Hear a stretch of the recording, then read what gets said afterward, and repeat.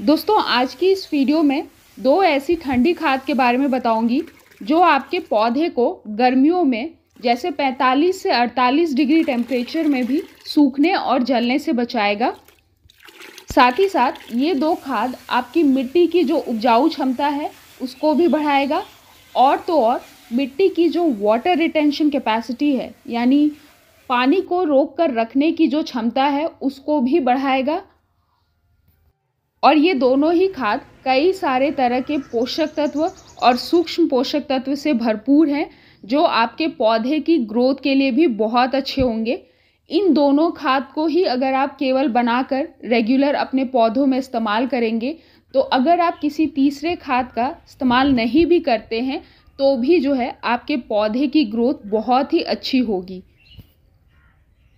तो चलिए एक एक कर देखते हैं कि इन दोनों ही खाद को बनाना कैसे है, बनाने के लिए किन किन चीज़ों का इस्तेमाल करना है, किन किन बातों का ध्यान रखना है, क्या क्या सावधानी बरतनी है और इस्तेमाल करने के क्या क्या फ़ायदे हैं।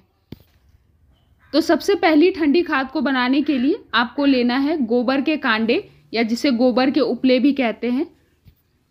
गोबर के उपले में कई सारे तरह के पोषक तत्व पाए जाते हैं, जैसे इसमें मेन न्यूट्रिशन की बात करें तो नाइट्रोजन, पोटेशियम, फॉस्फोरस के साथ साथ कई सारे तरह के सूक्ष्म पोषक तत्व यानी माइक्रो न्यूट्रिएंट्स भी पाए जाते हैं। इसके साथ साथ ये बहुत अच्छा ह्यूमिक एसिड, फैल्बिक एसिड और जिब्रेलिक एसिड का भी जो है स्रोत होता है। और गर्मियों में इसको इस्तेमाल करने का सबसे ज़्यादा फ़ायदा इसलिए मिलता है क्योंकि इसमें या गोबर की खाद में कई सारे ऐसे बैक्टीरियाज यानी जीवाणु पाए जाते हैं जो कि ड्रॉट टॉलरेंट बैक्टीरियाज होते हैं। यानी ये बहुत ही ज़्यादा हाई टेम्परेचर जैसे 48-50 डिग्री में भी बहुत ज़्यादा सूखे में भी ये ज़िंदा रह जाते हैं, जो कि आपके मिट्टी के लिए बहुत ही ज़्यादा फ़ायदेमंद हैं। और गोबर के उपले आप 6 से 8 महीने पुराने वाले ले सकते हैं जो पूरी तरह से इस तरह से सूखे हों, या फिर सबसे बेस्ट होगा अगर आपको 3 से 4 महीने पुराने उपले मिलते हैं इस तरह से, इनमें हल्की नमी होती है, लगभग 4 से 5% की नमी होती है। तो इस तरह के उपले में जीवाणुओं की संख्या ज़्यादा होती है और ये बहुत ही ज़्यादा फायदेमंद होते हैं मिट्टी के लिए। अगर आपको गोबर के कांडे यानी उपले नहीं मिलते हैं तो आप यहाँ पे गोबर की खाद का भी इस्तेमाल कर सकते हैं। खाद आप उसी को लें जिसमें पहले से हल्की नमी हो, पूरी सूखी हुई गोबर की खाद को आपको यूज़ नहीं करना है। अब इसको बनाने के लिए जो आपको इसका रेशियो लेना है वो लगभग 10 लीटर पानी में 5 से 7 उपले आपको डालने हैं।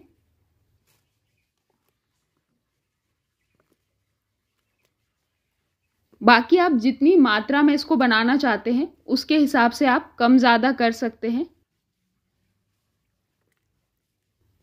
और अगली चीज़ जो आपको इसमें लेनी है वो है गुड़ यानी कि जैगरी। लगभग 5 से 10 ग्राम आपको गुड़ या जैगरी इसमें मिलाना है। गुड़ जो है वो जो खाद में मौजूद जीवाणु है उसकी संख्या को बढ़ाएगा, यानी उसकी संख्या को मल्टीप्लाई करने में मदद करता है। प्लस गुड़ में बहुत सारे तरह के पोषक तत्व और सूक्ष्म पोषक तत्व पाए जाते हैं। जब ये मिट्टी में आपके जाके मिलता है तो मिट्टी की जो माइक्रोबियल एक्टिविटीज़ है यानी मिट्टी में जो मौजूद जीवाणु हैं उनकी भी संख्या को ये बढ़ाता है। बहुत अच्छा वेस्ट डिकम्पोज़र का भी काम करता है। मिट्टी की नमी को रोक कर रखने में भी ये बहुत ज़्यादा फायदेमंद होता है। अब इनको डालकर आपको अच्छी तरीके से मिक्स कर आपको इसको ढक कर पूरी छाया वाली जगह में 3 से 4 दिन के लिए रख देना है। ढककर मतलब कभी भी आप इस तरह से ऑर्गेनिक खाद बनाते हैं तो उसको पूरा आपको टाइटली कवर, जैसे ढक्कन वगैरह लगा के पूरा टाइटली कवर नहीं करना है। किसी भी जैसे बोरी यानी सैक वगैरह से या प्लास्टिक वगैरह से आप हल्का ऊपर से कवर कर दें। और ये लगभग 3 दिन बाद की अपडेट है। आप देख सकते हैं खाद जो है वो बहुत ही अच्छी तरीके से बन के रेडी हुआ है। बहुत अच्छा जो है डार्क ब्राउनिश कलर, इसमें चॉकलेटी कलर आया है। और अब आपको इसको यूज़ करने से पहले अच्छी तरीके से मिक्स कर लेना है। और मिक्स करते वक्त आप ये जो झाग बनते हुए देख रहे हो, मतलब ये खाद बहुत ही अच्छी तरीके से बन के रेडी हुआ है और इसमें जो जीवाणु हैं वो बहुत ही ज़्यादा नंबर में मल्टीप्लाई हुए हैं, मतलब बहुत अच्छे से इसमें जीवाणुओं की संख्या जो है वो मौजूद है। और जो उपले थे वो आप देख सकते हैं पानी में अंदर चले गए हैं। अब इस खाद को आप दो तरीके से इस्तेमाल कर सकते हैं। या तो आप इसको डायरेक्टली मिट्टी में डाल के यूज़ कर सकते हैं, यानी गमले, ग्रो बैग या ज़मीन वगैरह में डायरेक्टली पौधे की मिट्टी में, या फिर आप इसका प्लांट में स्प्रे भी कर सकते हैं। डायरेक्टली मिट्टी यानी डायरेक्टली पौधे की जड़ों में डालने के लिए आपको जो इसका रेशियो लेना है वो 1:5 का लेना है। मतलब डायरेक्ट आपको इस खाद को यूज़ नहीं करना है, पहले आपको इसमें थोड़ा पानी मिक्स करना है, फिर यूज़ करना है। तो जो पानी और खाद का रेशियो लेना है वो, मतलब खाद और पानी का रेशियो 1:5 का होना चाहिए। 1 भाग खाद 5 भाग पानी, यानी 1 लीटर खाद में आपको लगभग 5 लीटर पानी मिलाना है। और पौधे के साइज़ के अकॉर्डिंग 50 से 100 ml से आपको 150 से 200 से 250 ml तक भी आप यूज़ कर सकते हैं इसको।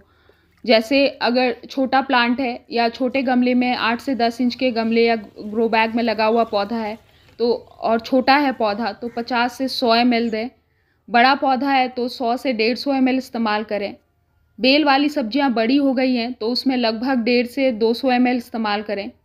अगर फलों वाले पौधे में इसको यूज़ करना चाहते हैं तो प्लांट या पेड़ के साइज़ के अकॉर्डिंग आपको इसको यूज़ करना है।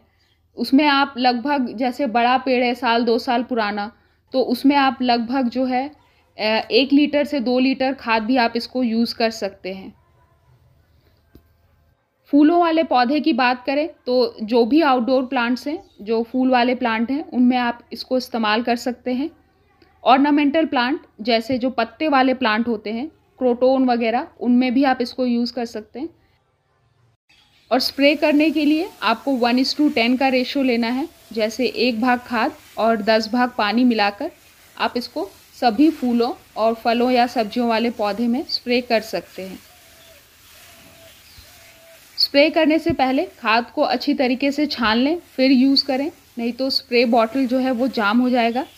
या सबसे बेस्ट रहेगा इस तरह से जो वाटरिंग कैंस होते हैं इनमें डालकर आप यूज़ करें।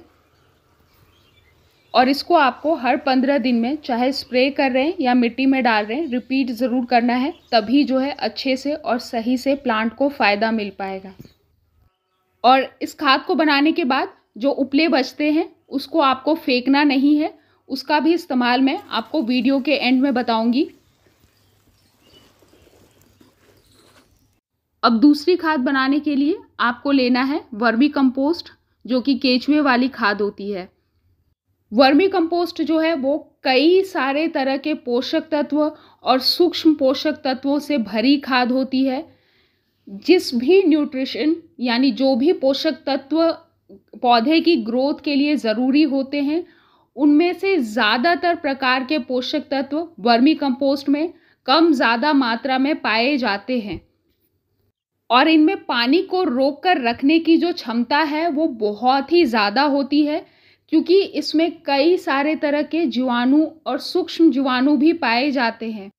तो इससे तरल खाद कैसे बनाना है, यानी लिक्विड फर्टिलाइज़र, उसको भी बताऊंगी। लेकिन अगर आप सिर्फ वर्मी कंपोस्ट को ही रेगुलर बेसिस पे अपने मिट्टी में मिलाते हैं तो उससे भी बहुत ज़्यादा फ़ायदा जो है प्लांट को या प्लांट की मिट्टी को मिलता है। ग्रोथ तो होती ही है प्लांट की, बाकी ये पानी को रोक कर भी जो है मिट्टी में बहुत ज़्यादा देर तक रखता है। तो या तो आप पौधे लगाने से पहले ही जो मिट्टी बनाते हैं उसी में आप वर्मी कंपोस्ट को मिला लिया करें, या फिर आप हर 15 दिन में मिट्टी की गुड़ाई कर इसको आप 2 से 3 मुट्ठी जो गमले, ग्रो बैग या ज़मीन क्यारी में लगे हुए पौधे हैं उसकी मिट्टी में मिलाया करें।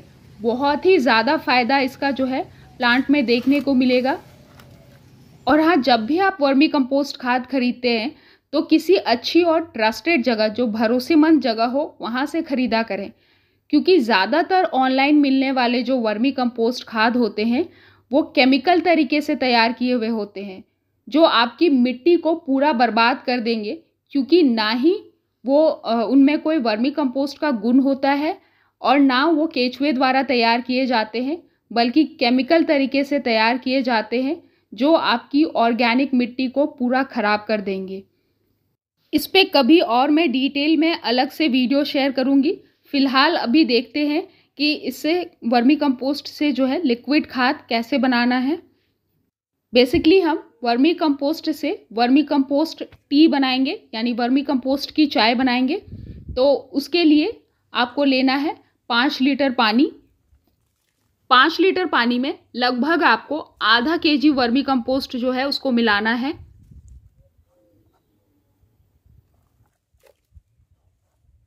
और आप इसमें भी गुड़ की मात्रा जो है 5 से 10 ग्राम मिला सकते हैं।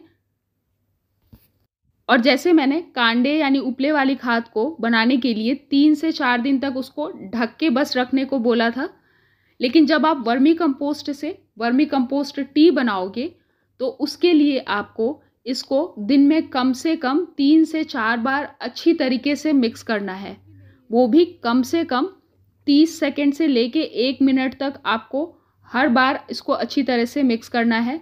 तभी जो है वो परफेक्ट वर्मी कंपोस्ट टी और ज़्यादा मात्रा में जीवाणुओं से भरपूर वर्मी कंपोस्ट टी जो है आपकी तैयार होगी और उसका जो फ़ायदा है वो और भी ज़्यादा प्लांट को मिलेगा।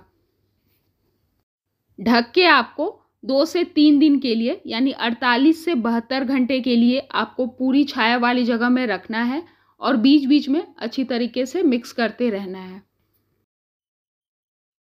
48 से 72 घंटे बाद ये जो कॉम्पोस्ट टी है वो बिल्कुल बन के रेडी हो जाएगा। आप देखो बहुत ही अच्छा गाढ़ा कॉम्पोस्ट टी जो है वो बन के रेडी हुआ है। इसको भी यूज़ करने से पहले आपको अच्छी तरीके से मिक्स कर लेना है, फिर ही इस्तेमाल करना है। और इसको भी आप डायरेक्टली प्लांट की मिट्टी में डाल सकते हैं या फिर आप इसका स्प्रे भी ले सकते हैं। जैसे 500 ml पानी में 500 ml ये वाला खाद मिला के आपको पौधों की जड़ों में यानी गमले में चारों तरफ आपको डालना है। प्लांट के साइज़ के अकॉर्डिंग यूज़ करें, 100 से 200 ml से 250 से 300 ml। और फल वाले पौधे हैं तो उसमें आप ज़्यादा भी डाल सकते हैं। डायरेक्टली प्लांट की मिट्टी में डालने के लिए आप इसको बिना छाने भी यूज़ कर सकते हैं या फिर आप इसको छान के भी इस्तेमाल कर सकते हैं। पौधे अगर बहुत छोटे हैं तो उसमें 50 ml इस्तेमाल करें। साथ ही साथ आप इसका स्प्रे भी ले सकते हैं, लेकिन स्प्रे लेने के लिए पहले आप इसको पूरी तरह से अच्छी तरीके से छान लें फिर यूज़ करें। स्प्रे के लिए अगर बड़े पौधे में यूज़ कर रहे हैं तो 1:5 का रेशियो रखें। 1 लीटर ये वाला खाद 5 लीटर पानी। छोटे पौधे के लिए 1:10 का रेशियो रखें।